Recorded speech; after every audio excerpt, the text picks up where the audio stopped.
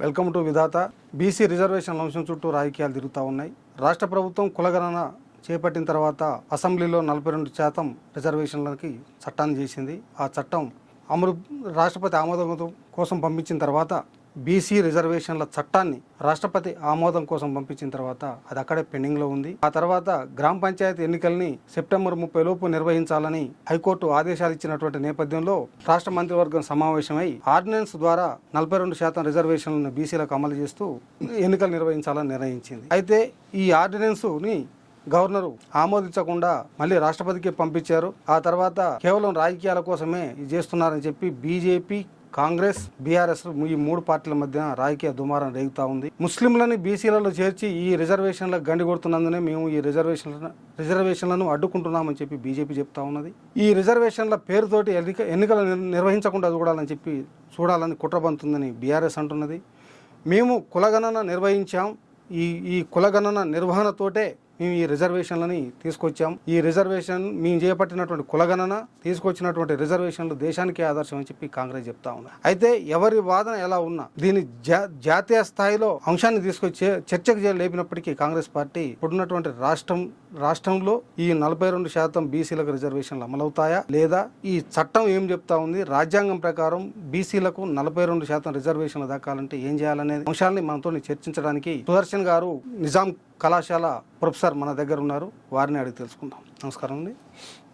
బీసీలకు రిజర్వేషన్లు రేవంత్ రెడ్డి ప్రభుత్వం తీసుకొచ్చినటువంటి రిజర్వేషన్లు అమలవుతాయా లేదు ఇది పొలిటికల్ టాక్టిక్సా? అంటే ప్రతి యాక్షన్ వెనక పొలిటికల్ ఇంట్రెస్ట్ ఉండటం అనేది చాలా సహజం. అది కాంగ్రెసే కాదు, ఏ పార్టీకైనా సరే ఇంట్రెస్ట్ అనేది ఉంటుంది. అయితే జనరల్గా ఏంటిది అని అంటే రిజర్వేషన్స్ అనేటటువంటిది ఒక రాజకీయపరమైనటువంటి మాస్ మొబలైజేషన్ అనేటటువంటి భావన మొదటిసారి అంటే మనకు మండల్ కమిషన్ని ఎస్టాబ్లిష్ చేసినప్పటి నుంచే ఒక ఆర్గ్యుమెంట్ అనేది ఉన్నది. అంటే ప్రతిదీ రాజకీయమే అయినప్పటికీ దాని ద్వారా విస్తృతంగా ప్రజలకు ఎంత పెద్ద ఎత్తున ఉపయోగం జరుగుతుంది అనేటటువంటిది కూడా మనం పరిగణలోకి తీసుకొని మాట్లాడాల్సి ఉంటుంది. అయితే ఈ విషయంలో రేవంత్ ప్రభుత్వము, కాంగ్రెస్ రాష్ట్ర ప్రభుత్వము తీర్మానం చేసి దీన్ని గవర్నర్ ద్వారా రాష్ట్రపతికి పంపినటువంటిది అది ఫైనల్గా యాక్సెప్టెన్స్ అవుతుందా, రాజముద్ర పొందుతుందా లేదా అనేటటువంటిది మనం స్పెక్యులేట్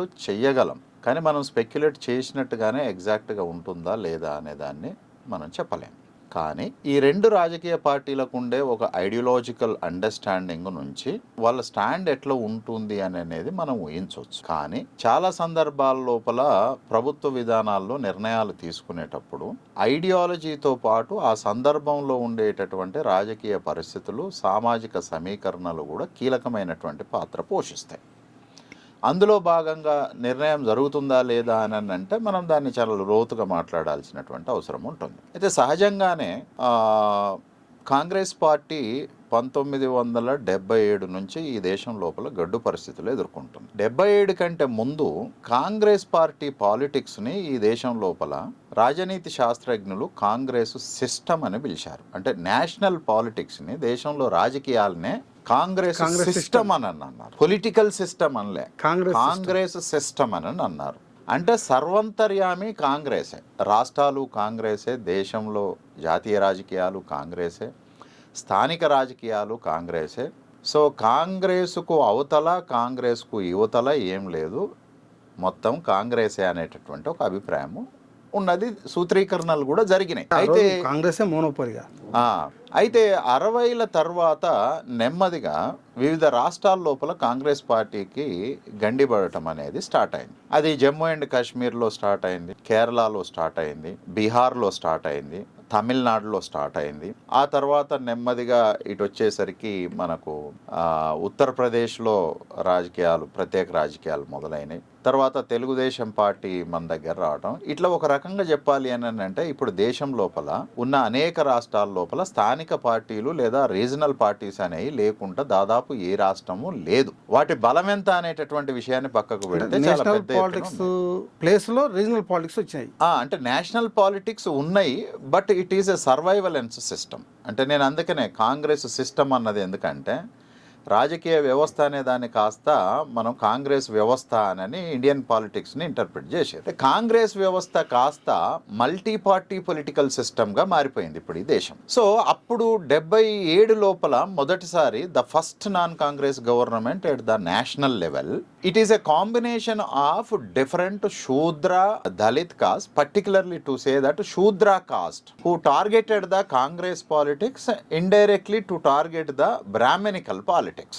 సో దాంట్లో నుంచి ఒక జనతా ఎక్స్పెరిమెంట్ అనేటటువంటిది మొదటిసారి మొత్తం భారతదేశంలో ఉండినటువంటి చాలా ప్రధానంగా బీహారు, ఉత్తరప్రదేశ్ లాంటి రాష్ట్రాలు, తమిళనాడు, కేరళలో ఉండినటువంటి అనేక రకాలైనటువంటి శూద్ర కమ్యూనిటీస్ కాంగ్రెస్ పాలిటిక్స్ని ఛాలెంజ్ చేసి మొదటిసారి యూనియన్ గవర్నమెంట్ని తీసుకొని వచ్చింది.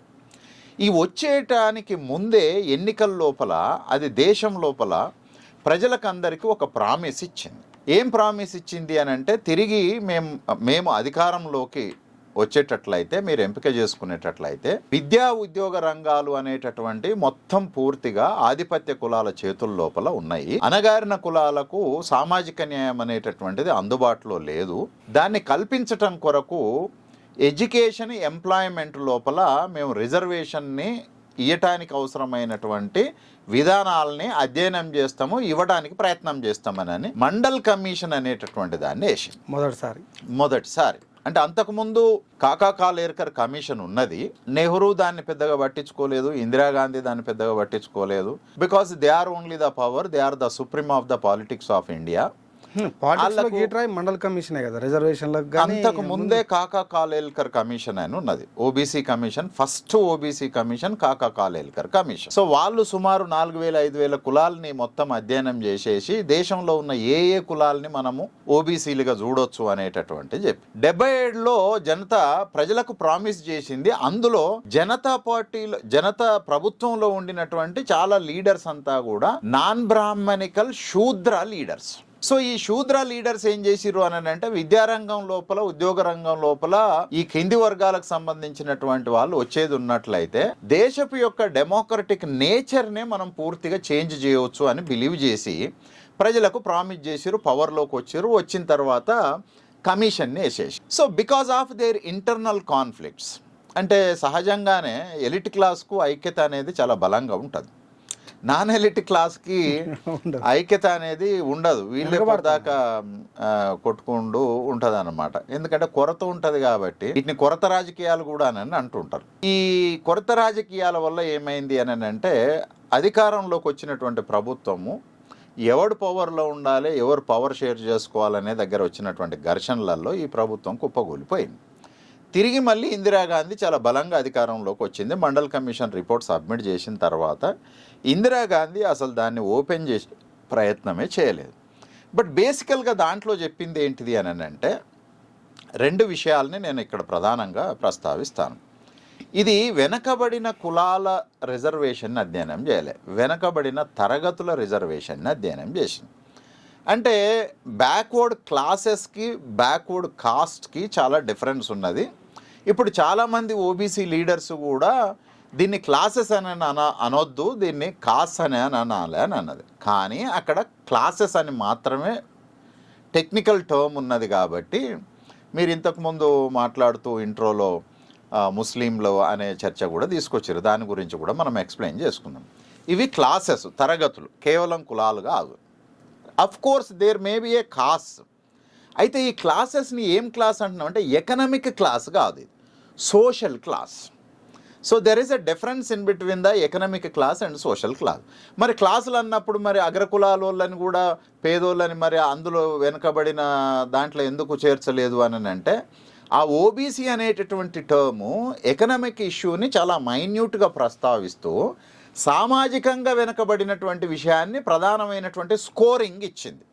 అంటే ఒక్కొక్క పాయింట్ దాదాపు ఐఎమ్ నాట్ ఎగ్జాక్ట్లీ 16-12 క్రైటీరియాస్ ఇచ్చేసి, ప్రతి ఒక్క క్రైటీరియాకు ఒక మార్క్ ఇచ్చేసేసి ఏ కులాలకు ఆ క్రైటీరియా ప్రకారం ఎన్ని మార్కులు వస్తున్నాయో లెక్క చేసుకొని వాళ్ళు ఓబీసీ కేటగిరీలో ఇంక్లూడ్ చేయడానికి ఎలిజిబుల్ అవుతుర్రా లేదా అని ఐడెంటిఫై చేసి కొన్ని వేల కులాలని ఐడెంటిఫై చేసి మండల్ కమిషన్ ఇచ్చింది.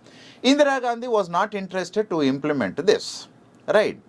సో ఆమె మీద ఒక అభిప్రాయం కూడా ఏమి ఉన్నది అని అంటే అప్పటికే అంటే 64 నుంచి ఆమె చనిపోయే వరకు ఉన్నది ఏంది అంటే కాంగ్రెస్ పార్టీని కూడా అర్థం చేసుకున్నది ఏంది అని అంటే కాంగ్రెస్ పార్టీ అనేటటువంటిది ఆధిపత్య దళిత మైనారిటీ ఆదివాసీల యొక్క పొలిటికల్ గ్రూప్ అన్నట్టు ఇది ఒక సిండికేట్. అంటే ఈ సిండికేట్లో ఎవ్రీబడి ఈజ్ ఈక్వల్ షేర్, కానీ ఈ దళితులు ఆదివాసీలు మైనారిటీలకు ఈక్వల్ షేర్ లేకపోయినప్పటికీ ఆధిపత్య కులాలు వివిధ రాష్ట్రాల లోపల ఉండేటటువంటి వాళ్ళు ఈ పబ్లిక్ని సమీకరణ చేసుకొని దాన్ని ఒక పొలిటికల్ బ్యాంక్గా పెట్టుకొని దాని నుంచి ఓబీసీని నెగ్లెక్ట్ చేయటం అనేటటువంటిది ఉన్నది అని కాంగ్రెస్ పార్టీ మీద ఒక పెద్ద క్రిటిక్ కూడా ఉంది. రాహుల్ గాంధీ కూడా క్షమాపణ చెప్పింది.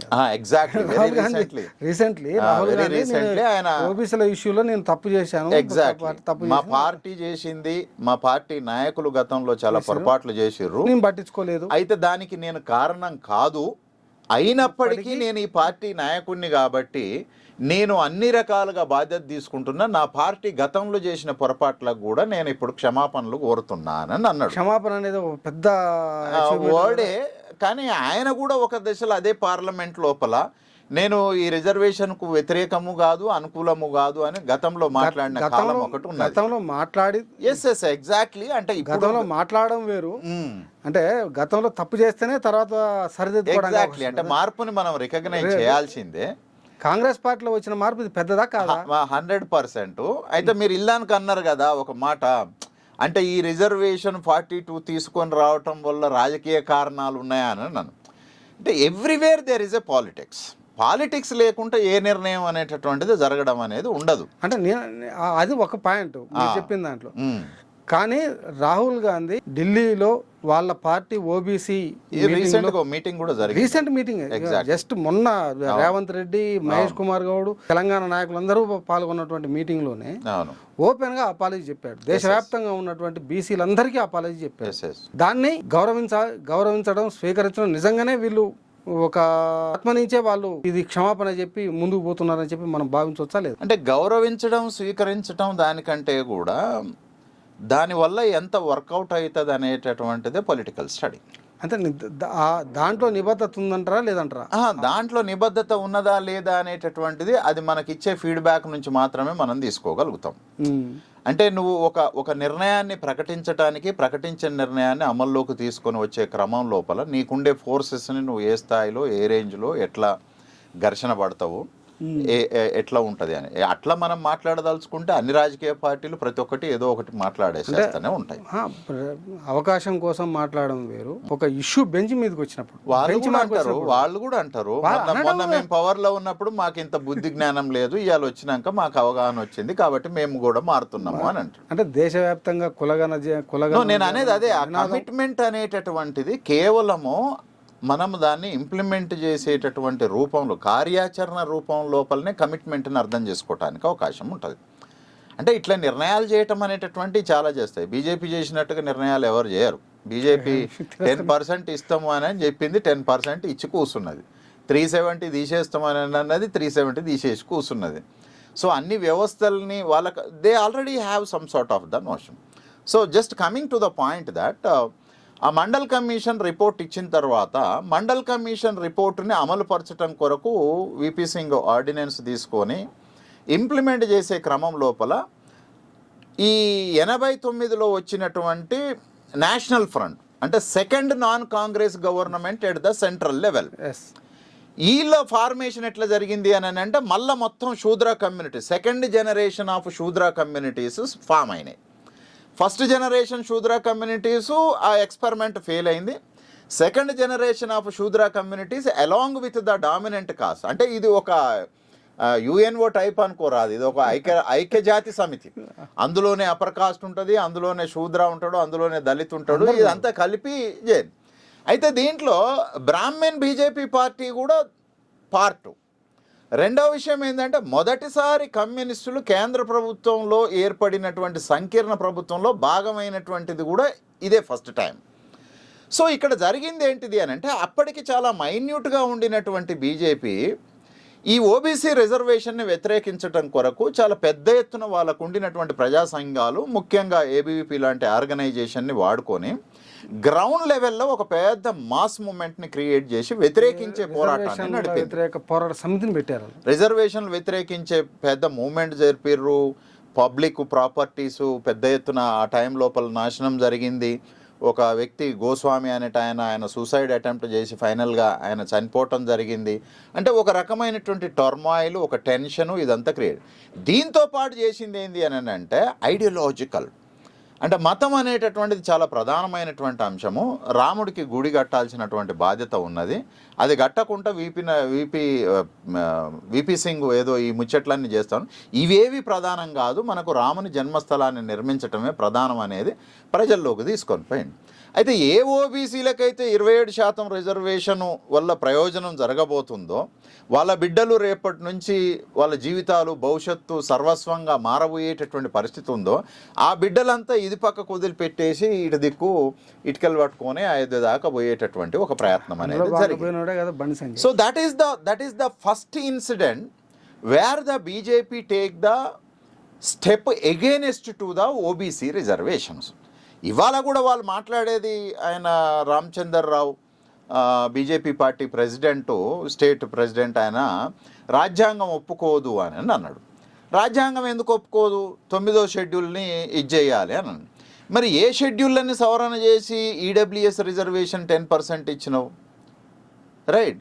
ఆర్థికంగా వెనుకబడినటువంటి కులాలు, బహుశా మనం అనుకుందాం బ్రాహ్మణ లేదా ఇతరత్ర శూద్రుల లోపల ఉన్నటువంటి డామినెంట్ కాస్ట్ పాపులేషను 15% ఉంది అని అనుకుందాం రఫ్గా. ఈ 15% లోపల 10% పాపులేషను పేదలే ఉన్నారా? అంటే ఎంత? అంటే 2/3 పాపులేషను ఆధిపత్య కులాల లోపల వెనుకబడిన వాళ్ళు ఉన్నారు అని. అంటే ఈ పర్సంటేజ్ లెక్క ప్రకారం చూస్తే ఓబీసీల్లో కంటే కూడా ఆధిపత్య కులాల్లోనే పేదలు ఎక్కువ ఉన్నారు అని ప్రభుత్వం ఇండైరెక్ట్గా చెప్పేస్తుంది. ఆ రిజర్వేషన్లు ఏ షెడ్యూల్ ప్రకారం వచ్చినాయి? అయితే వాళ్ళు కాన్స్టిట్యూషన్కు 103 ఆర్ 109 అమెండ్మెంట్ ఒకటి చేసేసుకొని, ఆర్టికల్ 15 సబ్ క్లాసు 16 సబ్ క్లాసులని చేంజ్ చేసేసుకొని వాళ్ళు ఏం చెప్పారు అని అంటే, రాజ్యాంగము సామాజికంగా వెనుకబడిన అనేటటువంటి దాని నుంచి మాట్లాడుతుంది కాబట్టి మేము సామాజిక వెనుకబాటు అనేటటువంటి దాన్ని మాట్లాడట్లే, మేము ఎకనామిక్ బ్యాక్వర్డ్ అనేటటువంటి దాన్ని మాట్లాడుతున్నాం, కాబట్టి దీని ప్రాతిపదికన ఇస్తున్నాము అని సవరణ చేసుకోరు. ఆ సవరణ కూడా ఎందుకు చేసుకున్నారు అని అంటే, పివి నరసింహారావు పవర్లోకి వచ్చినప్పుడు he came from the Brahmanical background. ఆ బ్యాక్గ్రౌండ్ నుంచి వచ్చినటువంటి ఆయన ప్రైమ్ మినిస్టర్ కాగానే ఆయన ఒక నిర్ణయం తీసుకున్నాడు. ఇప్పుడు మనం ఈడబ్ల్యూఎస్ అంటున్నాము, ఆయన ఈబీసీ అని తీసుకున్నాడు, ఎకనామికల్లీ బ్యాక్వర్డ్ సెక్షన్స్ అని తీసుకున్నాడు. వీళ్ళకి ఆయన 10% రిజర్వేషన్ని ఇచ్చేసిండు. ఆఫ్కోర్స్ 1 year ఏదో జస్ట్ అట్లా ఇంప్లిమెంటేషన్లోకి రాగానే ఓబీసీస్ కోర్టుకు పోయి కేసు ఫైల్ చేసిన తర్వాత Indira Sawhney versus Union of India కేసు అని అంటాం. ఈ కేసు లోపల సుప్రీంకోర్టు అంతిమంగా ఇచ్చినటువంటి తీర్పు 2 ప్రధానమైనటువంటి స్టేట్మెంట్స్. ఒకటి ఏంటిది అని అంటే, ఆర్థిక ప్రాతిపదికన రిజర్వేషన్లు ఇవ్వడాన్ని భారత రాజ్యాంగం అంగీకరించదు ఫస్ట్. రెండవ విషయం ఏంటిది అని అంటే, ఇది 60% అనేటటువంటి క్యాప్ని ఓవర్కమ్ చేస్తూ ఉన్నది. ఈ 60% క్యాప్ అనేటటువంటిది దీనికంటే ముందు, దీని తర్వాత, ఇప్పుడు కూడా వాళ్ళందరూ మాట్లాడేటటువంటిది. మొన్న ఈ మధ్య కూడా చాలామంది ఓబీసీ ఆర్గనైజేషన్స్ సుప్రీంకోర్టుకు పోయి ఈడబ్ల్యూఎస్ రిజర్వేషన్ మీద వాళ్ళే కేసు ఫైల్ చేశారు. గతంలో అదే సుప్రీంకోర్టు 60% క్యాప్ దాటొద్దు అని మాట్లాడింది. ఇప్పుడు అదే సుప్రీంకోర్టు 60% క్యాప్ దాటుతుంది, కానీ కులం ప్రాతిపదికన ఇచ్చే రిజర్వేషన్ల వల్ల 50% దాటట్లేదు. ఇతరత్ర రిజర్వేషన్, ఇది ఈడబ్ల్యూఎస్ ఎకనామిక్ అని అంటున్నాం కాబట్టి దీన్ని మనం దాన్ని కన్సిడరేషన్లోకి తీసుకోవడానికి వీల్లేదు అనేటటువంటి తీర్మానం ఇచ్చింది.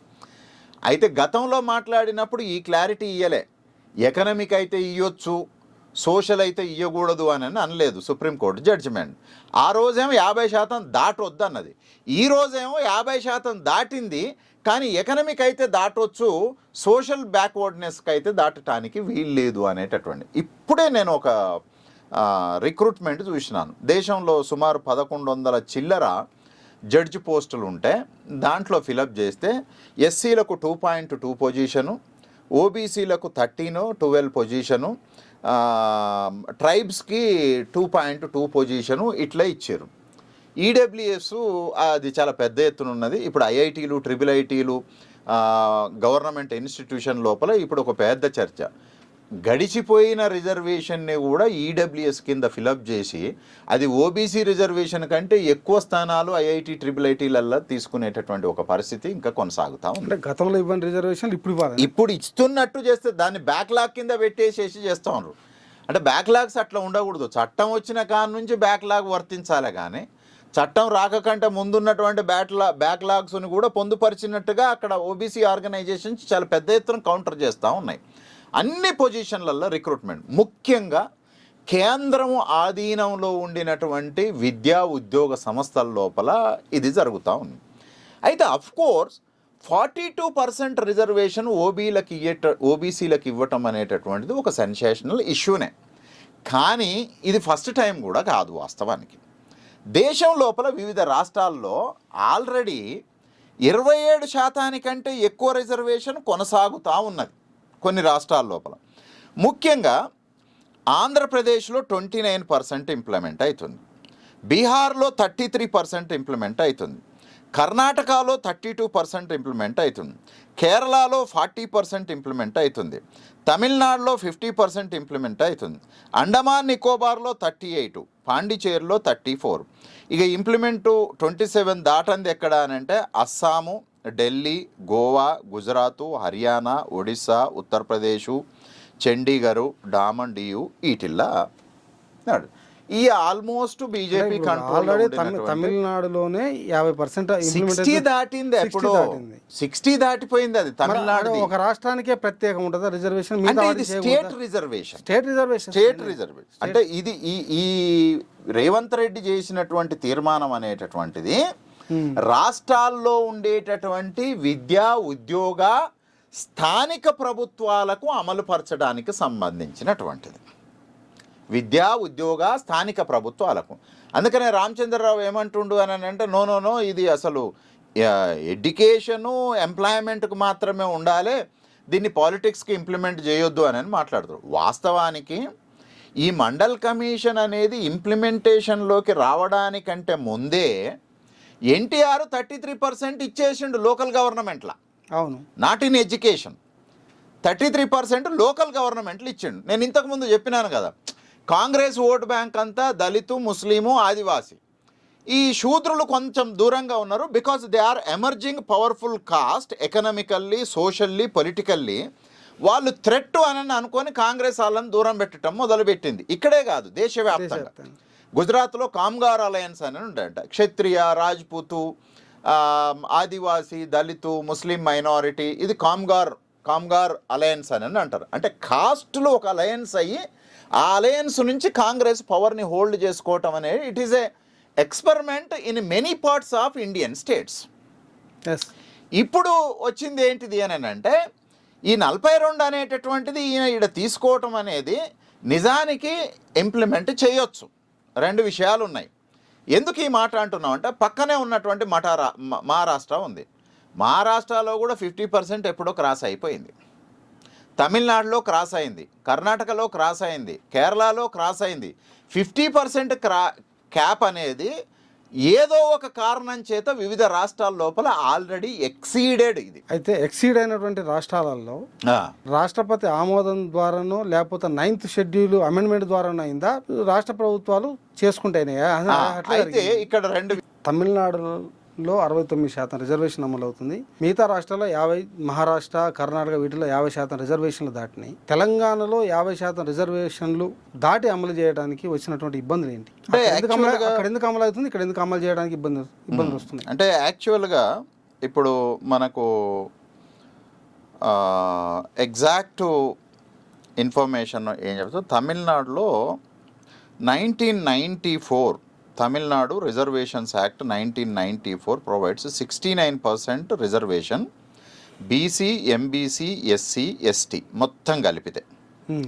placed in 9th schedule by the 76th constitutional amendment in 1994 with the presidential approval to protect it from the court challenge.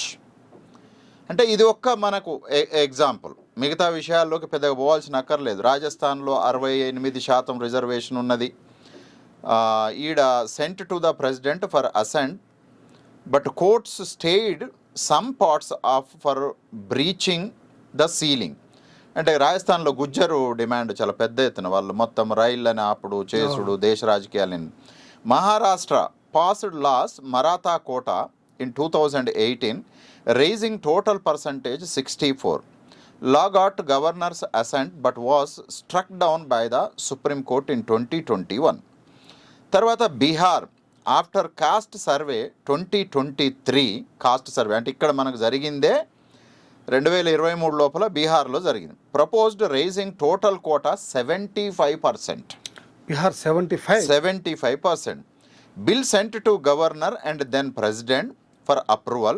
Still it is pending because of the judicial intervention. Karnataka proposed 62% reservation post caste survey అంటే అక్కడ కూడా caste survey చేసారు, requiring presidential assigned. అంటే ఇంకా ఇక్కడ ఇయ్యలేదు, ఇంకా ఎదురు చూస్తూ ఉన్నది. అంటే ఒక తమిళనాడు కేసులో మనకేం కనిపిస్తుంది అని అంటే ఇక్కడ 76 రాజ్యాంగ సవరణ ద్వారా 1994లో ప్రెసిడెన్షియల్ అప్రూవల్ అనేటటువంటిది ఇవ్వటం జరిగింది. సో దీనికి వాళ్ళు కొంత మెకానిజం వర్కౌట్ చేశారు. అంటే బీసీ రిజర్వేషన్ ఎంత, ఎంబీసీ రిజర్వేషన్ ఎంత, ఎస్సీ రిజర్వేషన్ ఎంత, ఎస్సీలో ఒక పర్టిక్యులర్ కాస్ట్ కమ్యూనిటీని తీసుకొని వాళ్ళకు ఒక 3% రిజర్వేషను, ఇట్లా టెక్నికల్గా కొన్నిటిని చేశారు. సో అంటే వాళ్ళు ప్రెసిడెన్షియల్ అప్రూవల్ దొరకడానికి టెక్నికల్ అప్రూవలే కారణం అనేటటువంటి దాన్ని నేను అంగీకరించాను. ఎందుకు అనంటే ఏ టెక్నికల్ విషయాల కంటే కూడా రాజకీయాలు మాత్రమే చాలా ప్రధానమైనటువంటివి. రాజకీయాలు టెక్నికాలిటీస్ని మొత్తం పక్కకు పెట్టగలగలుగుతాయి, లేని టెక్నికాలిటీస్ని కూడా ఇది ఇంటర్ప్రిట్ చేయగలుగుతుంది.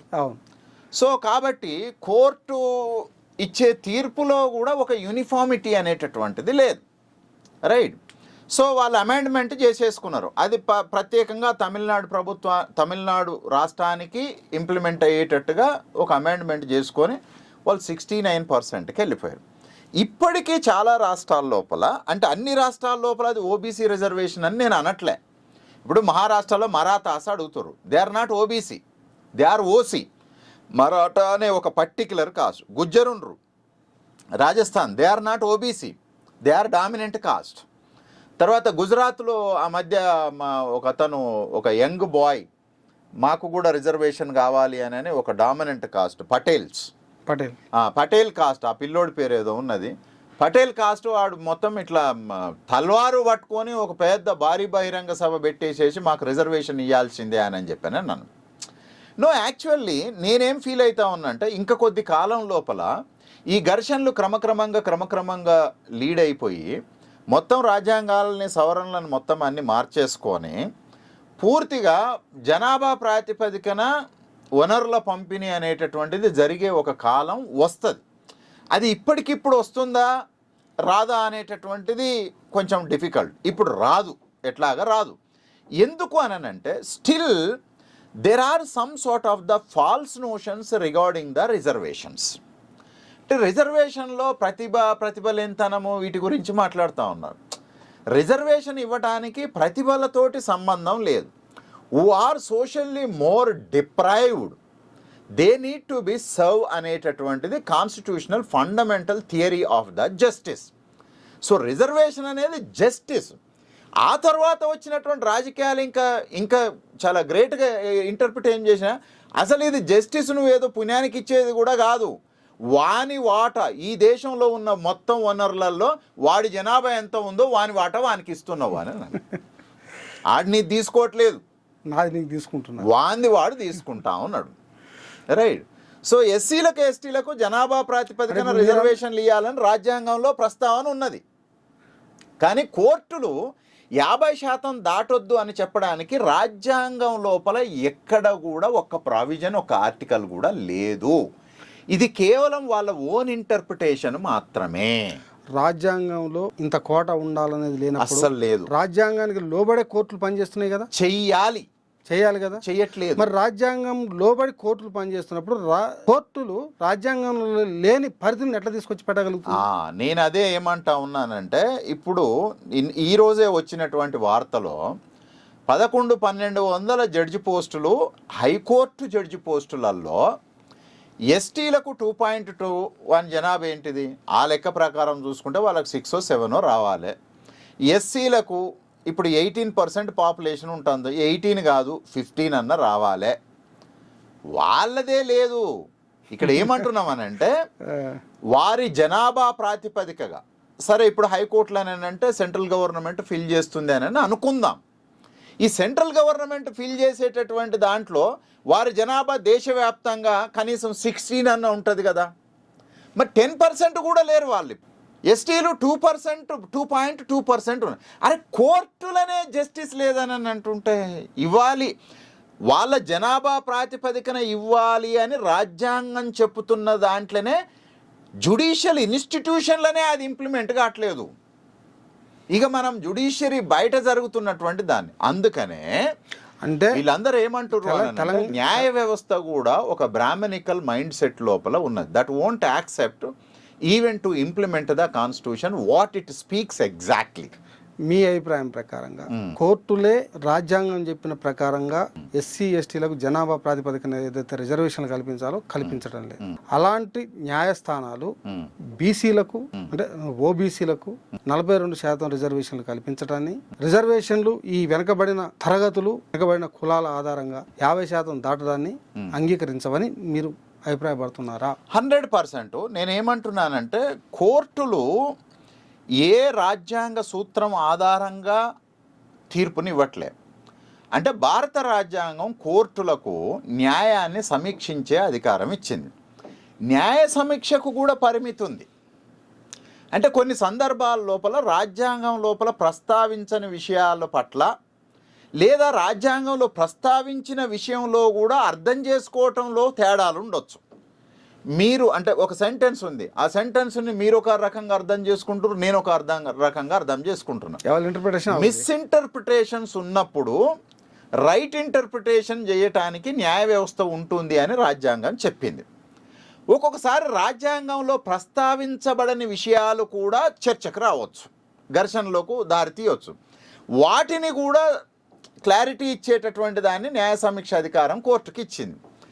న్యాయాన్ని సమీక్షించమని అంటే న్యాయాన్ని మిస్ఇంటర్ప్రిట్గా సమీక్ష జరగటం అనేటటువంటిది జరుగుతున్నది. అంటే ఒకప్పుడు కోర్టుల మీద మనము కామెంట్ చేయడానికి, జడ్జిమెంట్ మీద కామెంట్ చేయడానికి కూడా అధికారం లేనటువంటి ఒక పరిస్థితి ఉన్నది. న్యాయ వ్యవస్థ చెప్పింది, మా జడ్జిమెంట్ మీద కామెంట్ చేయమని చెప్పింది.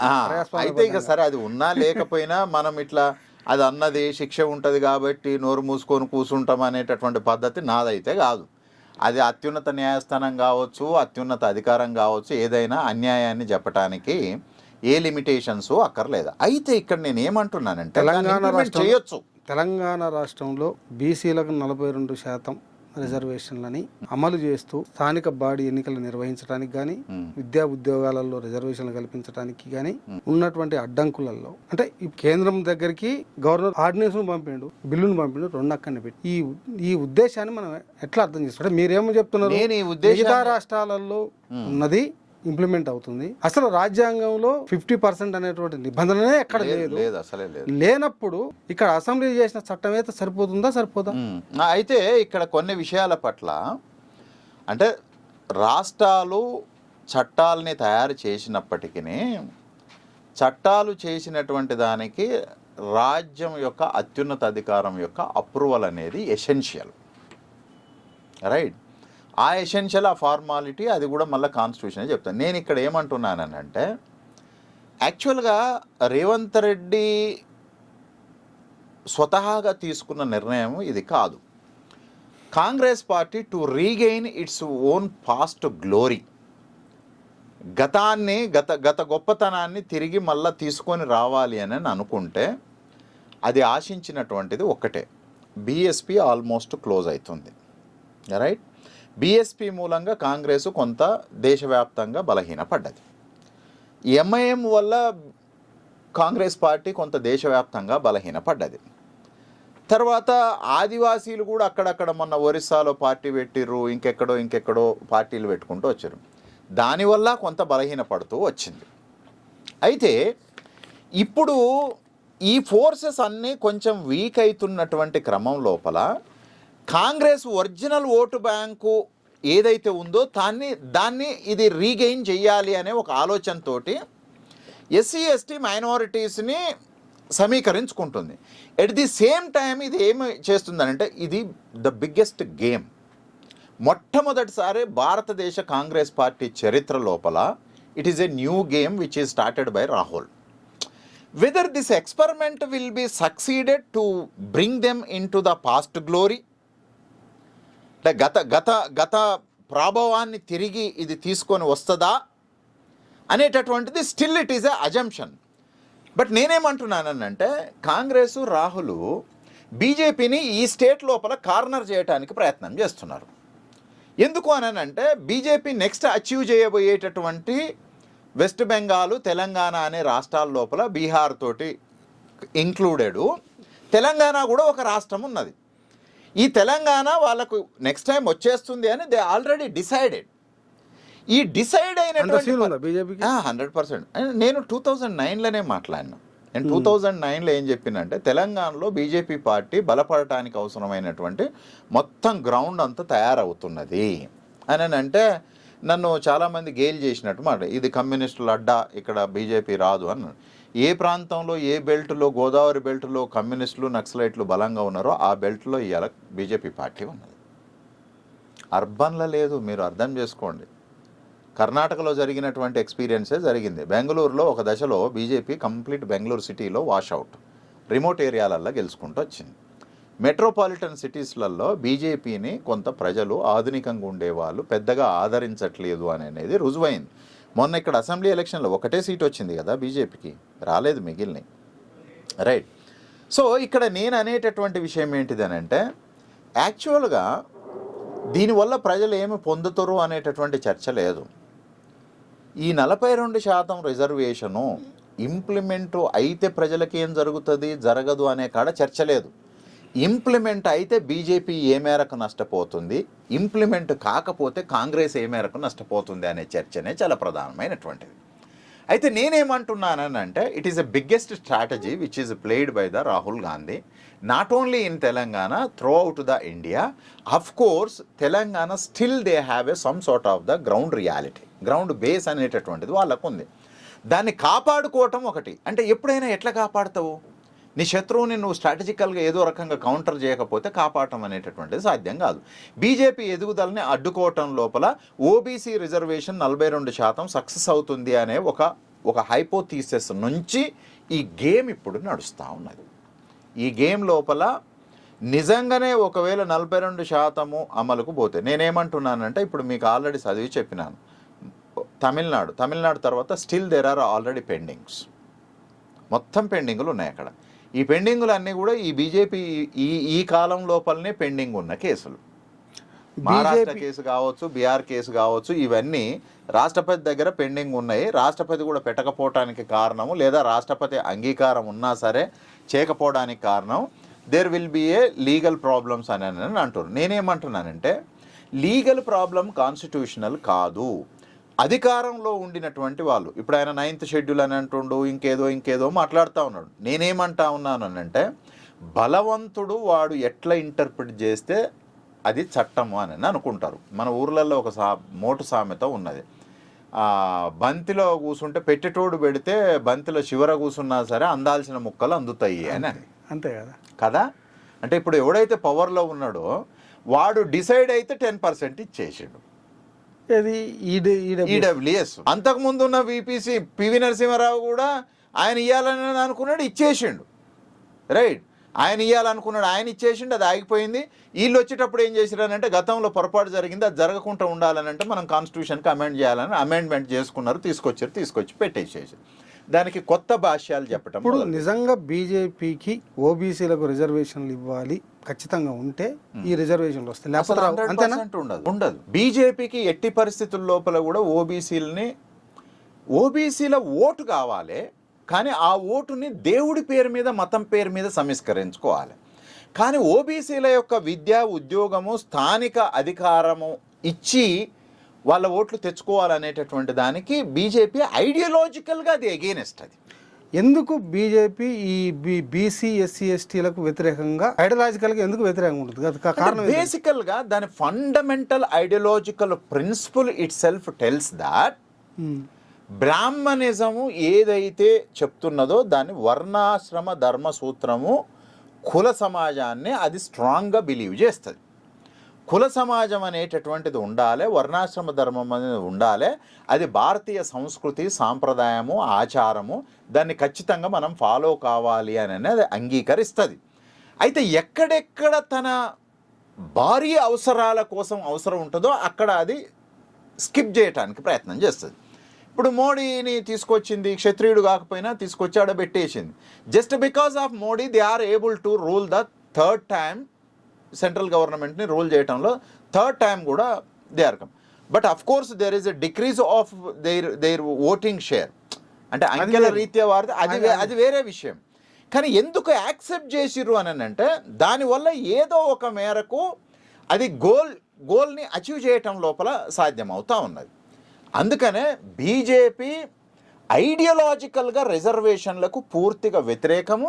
అది ఇప్పుడు అధికారంలోకి వచ్చి 12 ఏళ్ళు 11 ఏళ్ళు అయినా సరే ఇంతవరకు ఏ రాష్ట్రంలో ఎక్కడా కూడా ఓబీసీలకు అక్కడ ఉన్న శాతానికి మించి 0.5% కూడా పెంచటం కొరకు ఎటువంటి ప్రయత్నం చెయ్యలేదు. కానీ ఇదే బీజేపీ బీసీల అభివృద్ధి మాతోనే సాధ్యమవుద్ది, బండి సంజయ్, ఈటల రాజేందర్, లక్ష్మణ్, ఎన్ని పేర్లు ఇక్కడ చదువుతా ఉన్నారు. అక్కడ మోడీ, ఇక్కడ సంజయ్, మేమే బీసీలకు అసలు నిజమైన ప్రతినిధులు అని చెప్తారు. దీన్ని మీరు ఎట్లా చూస్తారు ఆ మాటల్ని? బండి సంజయ్ బీసీ ప్రతినిధి కాదు. ఆయన క్లెయిమ్ చేసుకునేటప్పుడు చాలాసార్లు ఆయన హిందూ ప్రతినిధిగా కనిపిస్తాడు. హిందూ ప్రతినిధి అని అంటే బీసీఏ అయ్యి ఉండాల్సినటువంటి అవసరం లేదు, ఎవడైనా కావచ్చు. సో ఈటల రాజేందరు బీసీగా ఆయన చేసిన దానికంటే కూడా ప్రజల్లో ఆయనకు ఎక్కువ ఇమేజ్ ఉన్నది. అంటే ఆయనకున్న ఇమేజ్కి ఆయన చేసిన దానికి ఆయన బీసీలకు ఏం చేసిండో ఇక నేను స్పెసిఫిక్గా పెద్దగా నేనేం మాట్లాడలేను, ఏం చేసిండో నేను దాన్ని మాట్లాడలేను, అది అవసరం లేదు. కానీ వీళ్ళెవరు కూడా ఇప్పుడు మీరు చెప్తున్న వాళ్ళెవరు కూడా బీసీ కాంక్లేవ్స్, బీసీ మీటింగులు, బీసీ చీఫ్ మినిస్టర్, నువ్వు ఒక్క బీసీ చీఫ్ మినిస్టర్, అది బీసీ ప్రైమ్ మినిస్టర్ ఇస్తేనే ఏం కాలే, బీసీలకు ఏం కాలే, బీసీ చీఫ్ మినిస్టర్ ఇస్తే ఏమవుతుంది? బీసీ ప్రైమ్ మినిస్టర్ని ఇస్తేనే ఓబీసీలకు 27% దాటి రిజర్వేషన్ లేకుండా ఈడబ్ల్యూఎస్కు 10% రిజర్వేషన్ ఇచ్చిండు. మరి రేపు ఈ ఓబీసీ చీఫ్ మినిస్టర్ వచ్చినా కూడా ఆయన ఏం చేస్తాడు? నువ్వు ఓబీసీలకు రాజకీయ ప్రాతినిధ్యం ఇస్తానని అంటున్నావు, ఎట్లా ఇస్తావు? What is your methodology? ఏ రకంగా ఇస్తావు? ఓబీసీ రేపు ప్రైమ్ మినిస్టర్, చీఫ్ మినిస్టర్ ఈ రాష్ట్రానికి కావాలి అని బీజేపీ పోయిన జనరల్ ఎలక్షన్లో తీర్మానం చేసి అనౌన్స్ చేసింది. నువ్వు ఒక చీఫ్ మినిస్టర్ పోస్టే ఇస్తావా? లేకపోతే ఓబీసీలకు స్థానిక అధికారంలో 42% ఇస్తావా? ఏమిస్తావు? ఓబీసీలకు రిజర్వేషన్ లోపల వాళ్ళు ఎంత శాతమో అంత ఇస్తారు. ఒక్క పోస్ట్ ఇచ్చేసి మిగిలినవన్నీ డామినెంట్ కాస్ట్కే ఇచ్చేస్తాను. అంటే బీజేపీ బీసీ పాలసీ ఏందో చెప్పకుండా, బీసీలకు ఏం చేస్తామో చెప్పకుండా మేము బీసీ ముఖ్యమంత్రిని చేస్తాం అనేది BJP BC policy chief minister, prime minister అంతే. బీజేపీ బీసీ పాలసీ ఓబీసీలని మతం ప్రాతిపదికన ఆర్గనైజ్ చేయటం తప్ప ఓబీసీలని సామాజిక న్యాయం పునాదిగా ఆర్గనైజ్ చెయ్యదు. అది సామాజిక న్యాయం అనేటటువంటి ఎజెండాకు అది పూర్తిగా వ్యతిరేకమైనటువంటి పార్టీ. కేవలం ఒక్క పోస్టు గురించి చెప్తుంది, అవసరమైతే 4 సీట్లు రేపు ఎక్కువ ఇస్తుంది. కానీ ఓబీసీ ఎన్లైటన్మెంట్ గురించి మాట్లాడకుండా ఓన్లీ రాజకీయాలలో 4 సీట్లు ఇచ్చుడు, బీజేపీ పార్టీ అధికార అంటే నీ పార్టీలో ఉన్నోడికి నువ్వు ప్రాధాన్యత ఇస్తావు, కానీ ప్రజలకేమిస్తావు నువ్వు? సో సహజంగానే బీజేపీ పార్టీ ఉత్పత్తి కులాలకు పూర్తిగా వ్యతిరేకమైనటువంటి పార్టీ అది. ఇక దాంట్లో అసలు తిరిగే లేదు.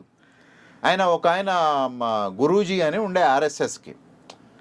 ఆ రోజుల్లో ఏంటిది అని అంటే ఈ వాజ్పేయి, అద్వానీ ఆర్ఎస్ఎస్ని కూడా ఓవర్లుక్ చేసినట్టుగా కనపడటం మొదలు పెడితే కొద్దిగా గ్యాప్ వచ్చేసింది. అయితే ఒక జర్నలిస్ట్ అని అడిగిండట, అంటే మీరు ఇతరుల మీద ఆధారపడటం కంటే ఆర్ఎస్ఎస్ఏ రాజకీయాలకు వస్తే బాగుంటుంది కదా అని అంటే మేము ఆ పని చెయ్యము, కృష్ణుడి పని కృష్ణుడే చేస్తాడు, అర్జునుడి పని అర్జునుడే చేస్తాడు అని అన్నారు. అంటే కృష్ణుడు అంటే ఆర్ఎస్ఎస్, అర్జునుడు అంటే బీజేపీ.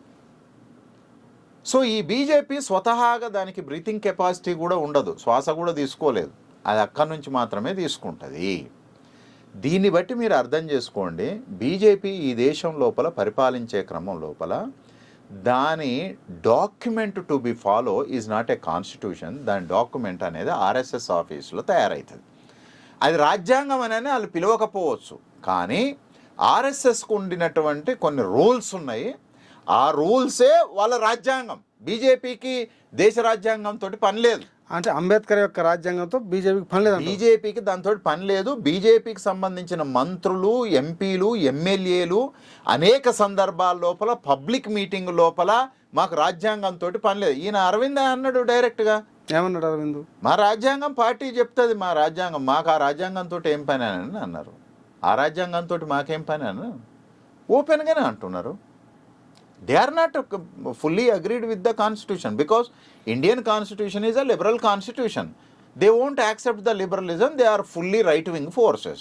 అంటే దేశాన్ని మతం పునాదిగా నిర్మించాలి అని రాజ్యాంగం మతం పునాదిగా అనే దాన్ని యాక్సెప్ట్ చేయదు. కాబట్టి ఈ రాజ్యాంగం వాళ్ళకు వ్యతిరేకమైంది. బేసికల్గా రెండు శక్తులు అండి, right wing forces, left wing forces. వీళ్ళిద్దరూ రాజ్యాంగం మనకు ప్రమాదం అని అనుకున్నారు. వాళ్ళకేం కావాలనో దానికోసము రాజ్యాంగాన్ని మార్చటము, లేకపోతే తగలబెట్టడం, లేకపోతే దాన్ని ధ్వంసం చేయటము, కొత్త రాజ్యాంగాన్ని నిర్మించుకోవటం. పాపం ఇప్పుడు కమ్యూనిస్టులకు ఇప్పుడు అర్థమవుతుంది ఈ రాజ్యాంగం మన కోసం కూడా పనిచేస్తున్నది అని. ఒకనాడు అర్థం కాలే ఈ రాజ్యాంగం బూర్జువా రాజ్యాంగం, ఈ రాజ్యాంగం దొరల రాజ్యాంగం అని అన్న. ఆ రాజ్యాంగమే ఇప్పుడు ఉంటే సాలు అని చెప్పి సేవ్ కాన్స్టిట్యూషన్ మూవ్మెంట్ నడిపిస్తూ ఉన్నారు. వీళ్ళకేంటిది, ఒక్క మోడీ మాత్రమే రాజ్యాంగం గురించి గొప్పగా మాట్లాడతారు. మిగతా ఫోర్సెస్ ఏటికి కూడా కాన్స్టిట్యూషన్ మీద అసలు బేసిక్ రెస్పెక్టే ఉండదు, బేసిక్ రెస్పెక్ట్ అసలే ఉండదు. నేనేమంటున్నానంటే మీరు అడిగిన క్వశ్చన్నే again I wanted to give the clarity of that. 42% ఆ రోజుల్లో అంటుండేది రిజర్వేషన్ అనే తేనె తుట్టెని లేపిర్రు అని. ఈ తేనె తుట్టెని లేపితే ఏమవుతుందంటే ఆ తేనెటీగా ఎవరినైనా కరుస్తుంది, అందరినీ కరుస్తుంది, రైట్. ఈ 42% కూడా రాహుల్ ఒప్పించి రేవంత్ కూడా చాలా మంచిగానే మాట్లాడుతున్నాడు. ఆయన ఏమంటున్నాడు అని అంటే ఇది మతానికి సంబంధించిన రిజర్వేషన్ కాదు, మీరు ఓబీసీలకు వ్యతిరేకంగా ఉన్నారు, ఓబీసీల అభివృద్ధికి వ్యతిరేకంగా వాళ్ళని అడ్డుకోవడం కొరకు మీరు ఏదో పిచ్చి పిచ్చి ముచ్చట్లు చెప్తా ఉన్నారు. మీ గుజరాత్లోనే మైనార్టీలకు ఉన్నది ఓబీసీలల్లా, మీ ఉత్తరప్రదేశ్లోనే ఓబీసీలల్లా ముస్లిం మైనార్టీ కూడా రిజర్వేషన్. యాక్చువల్గా ఓబీసీ నేను ఇంతకుముందు చెప్పినాను కదా, ఓబీసీ అనేది కులాల ప్రాతిపదికన ఏర్పడలే, సామాజిక వర్గాల ప్రాతిపదికన ఏర్పడింది. ముస్లిం కూడా ఒక సామాజిక వర్గమే.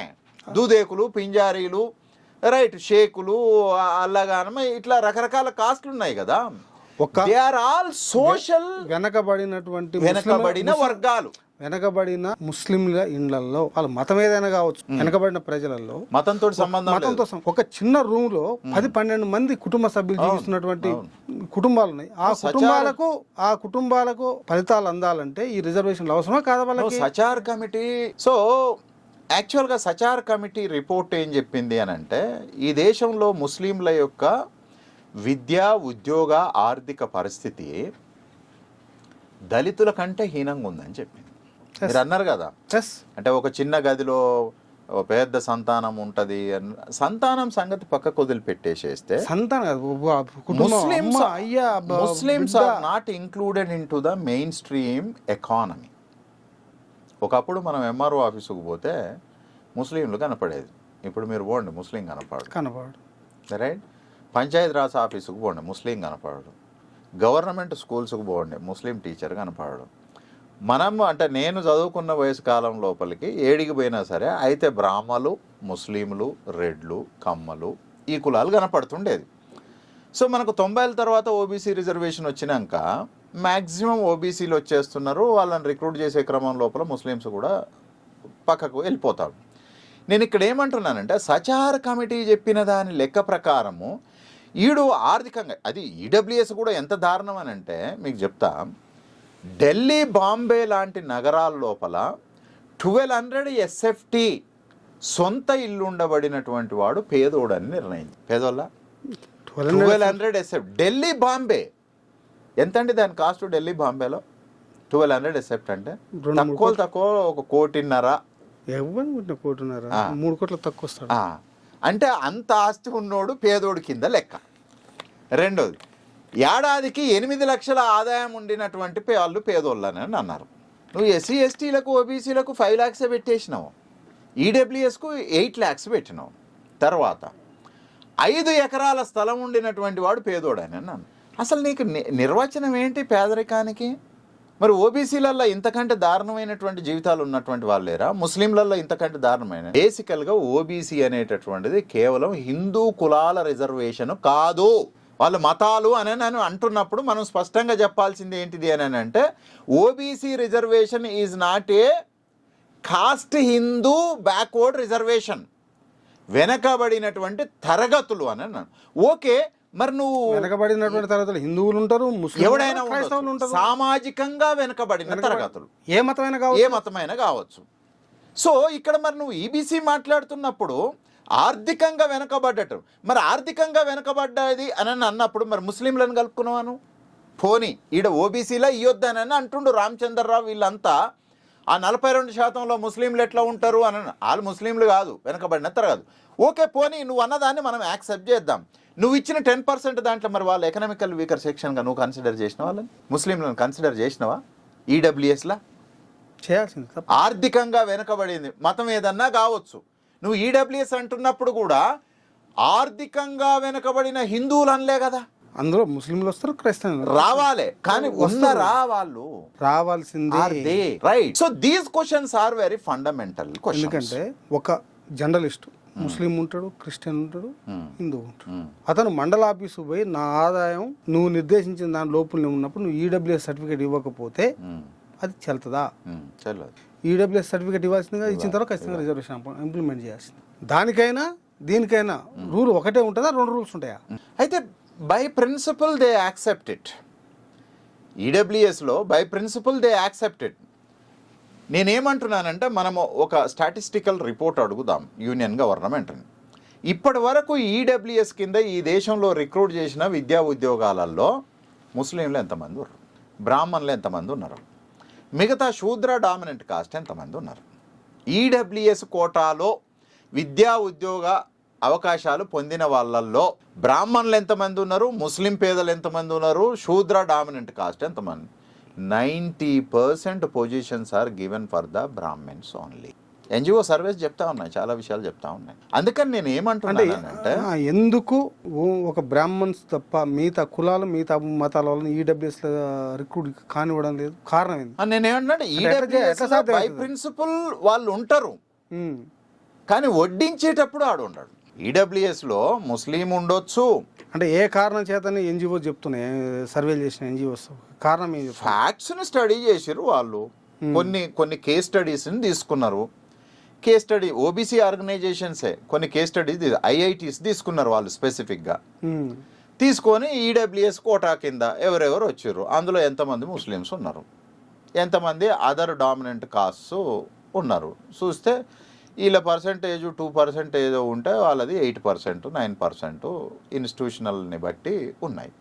Right, this is enough. మొత్తం ట్విట్టర్లో ఆడ ఈడ అన్ని పోస్టింగ్లు వచ్చేస్తూనే ఉన్నాయి కదా, ఎక్కడెక్కడ ఎంత రిక్రూట్. నేను ఇప్పుడు కోర్టులో జరుగుతున్న ముచ్చటనే చెప్తా ఉన్నాను. మిగిలింది పోగా వీళ్ళది పోగా వాడు 2.2, వాడు 3.2, వాడు 12%, వీళ్ళది మొత్తం కలిపితే 27 లేదు, 20-25 కాడ ఉన్నారు. 20 కూడా లేదన్న, 20% ఉన్నది. 20 పోతే 80% ఇంకా ఆలే కదనే, ఇంకెక్కడ ఉన్నది? It is very clear. తెలంగాణలో రిజర్వేషన్లు ఇవ్వడాన్ని బీజేపీ అడ్డుకుంటుందని మీరు భావిస్తున్నారా? దేశం మొత్తంగా అడ్డుకుంటుంది, ఒక తెలంగాణలో కాదు. తెలంగాణ కూడా అడ్డుకుంటుందా లేదా? 100% అడ్డుకుంటుంది. అవసరమైతే గవర్నమెంట్ పోయినా ఏం లేదు కానీ బీసీలకు రిజర్వేషన్లు ఇవ్వద్దు. That is only the BJP. ఎందుకు అని అంటే వాళ్ళకి ఆ చరిత్ర ఉంది. ఇప్పుడు ఉన్నటువంటి ఈ రాజకీయ ప్రస్తుత పరిస్థితుల్లో తెలంగాణలో 42% బీసీ రిజర్వేషన్స్ తోని ఎలక్షన్ జరిగే అవకాశం ఉందా? అవి లేకుంటే ఎలక్షన్ జరిగే అవకాశం ఉందా? లేదు మొత్తానికి ఎలక్షన్స్ ఆగిపోయే పరిస్థితి? నేనేమంటున్నానంటే గవర్నమెంట్ మీద ఒక ప్రెషర్ కూడా మొదలైంది. ఏంటిది? మీరు ఇంతకు ముందు చెప్పారు అంటే కోర్టు తొందరగా జరపమని అని అంటుంది. 73, 74 రాజ్యాంగ సవరణల వల్ల ఇప్పుడు మనకు అసెంబ్లీకి ఎన్నికలు దాని 5 years డ్యూరేషన్ అయిపోకముందే ఎలక్షన్ వస్తుంది కదా. లోక్సభకు కూడా వస్తుంది కదా. రాజ్యసభలో కూడా ఏం దాదాపు ఖాళీగా ఉండకుండా ఫిల్ చేస్తారు కదా. ఖాళీగా ఉండటం అనేటటువంటిది రాజ్యాంగ లోపం కిందికి వస్తుంది. అంటే దాని టైం ముగియడానికంటే 6 నెలల ముందు నుంచి 6 నెలల తర్వాత వరకు ఎన్నిక జరగాలి, సభ ఏర్పడాలి.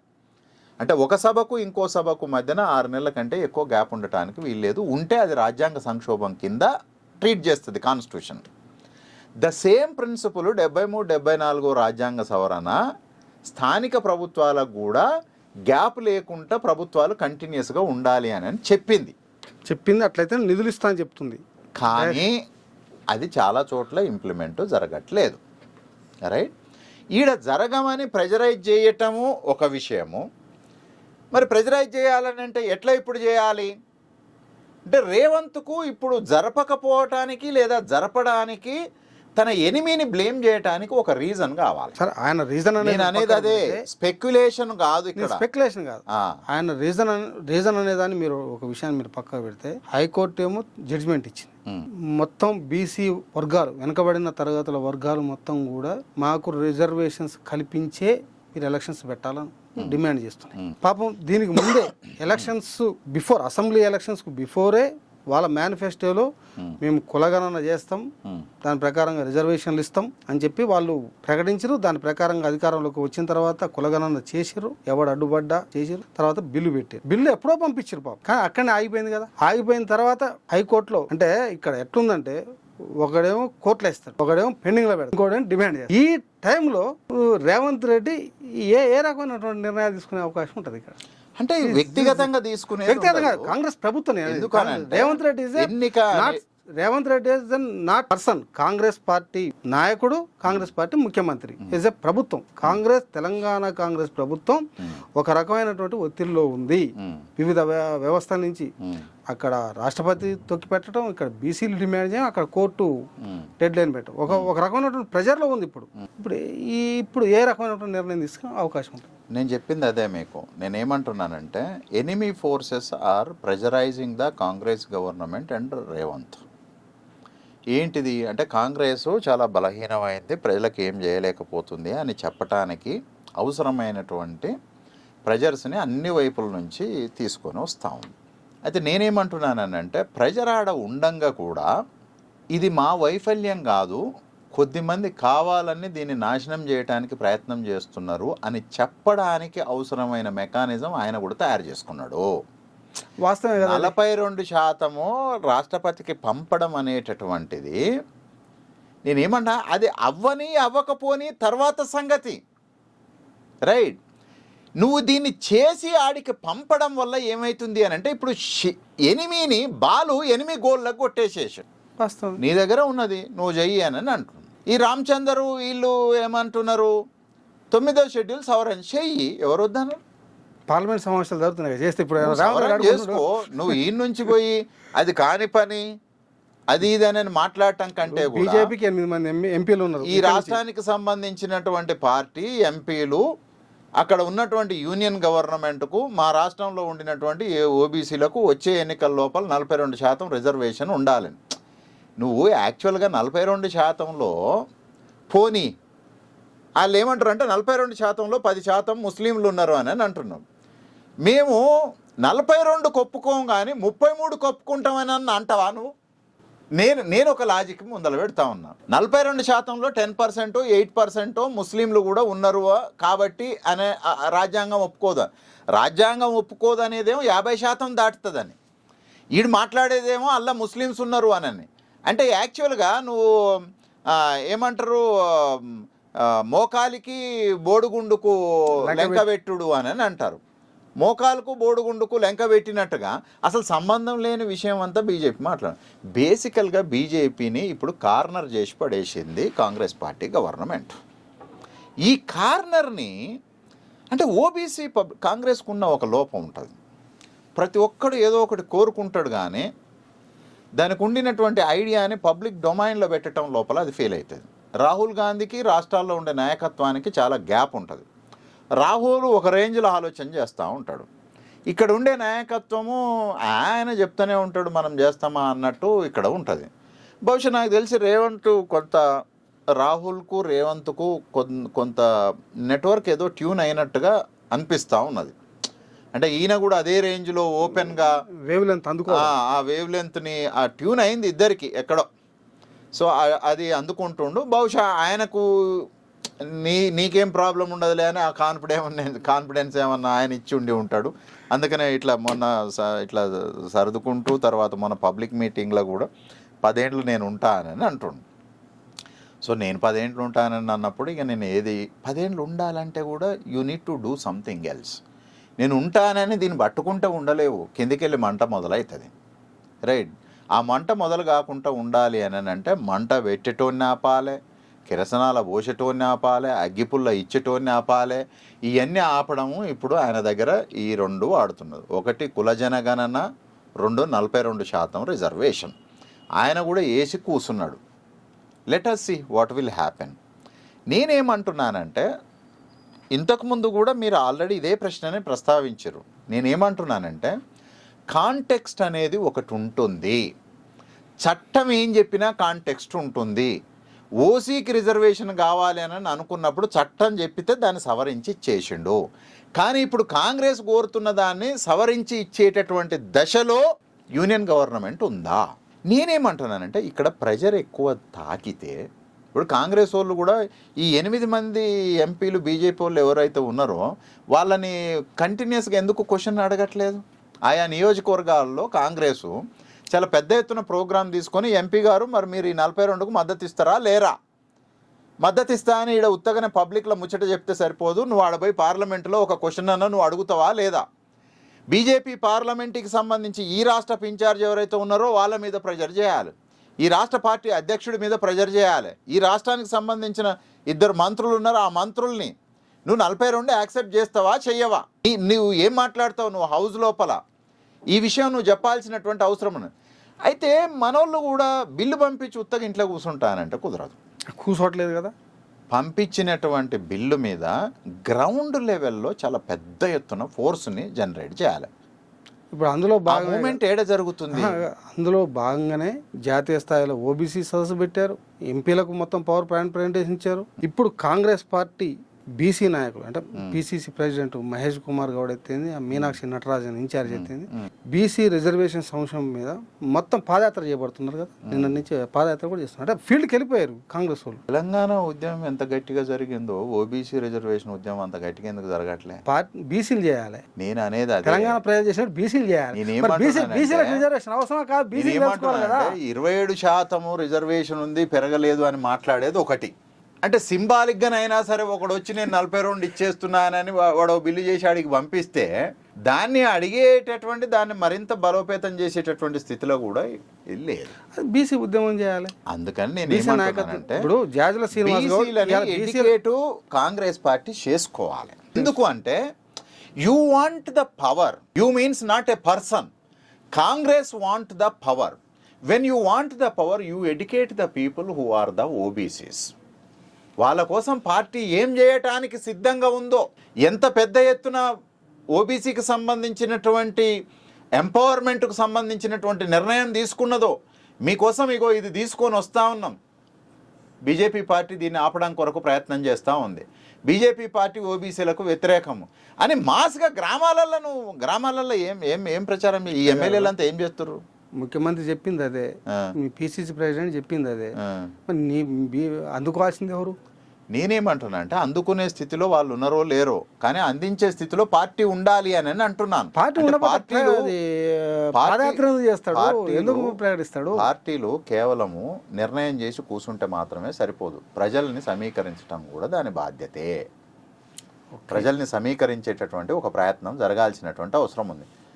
రేవంత్ రాహుల్ ఏ స్థాయిలోనైతే దీన్ని ఒక సస్టైనబుల్ పాలిటిక్స్ అని అనుకుంటున్నారో,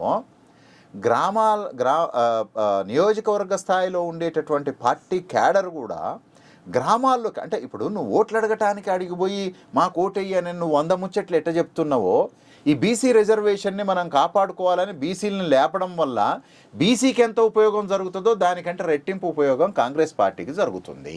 మొత్తానికి బీసీ రిజర్వేషన్లని చట్టం తీసుకురావడమే కాదు, ఈ చట్టాన్ని ఎంత అవసరమో బీసీలకు తెలియజెప్పి బీసీలందరినీ కూడా ఉద్యమంలో బాగు చేయాలని, ఉద్యమంలోకి సమీకరించాలని, ఈ రిజర్వేషన్లకు బీజేపీనే ఫండమెంటల్గా వ్యతిరేకం కాబట్టి ఈ రిజర్వేషన్లని అమలు కానివ్వదనే విషయాన్ని చెప్తా ఉన్నారు. Thank you. 100%.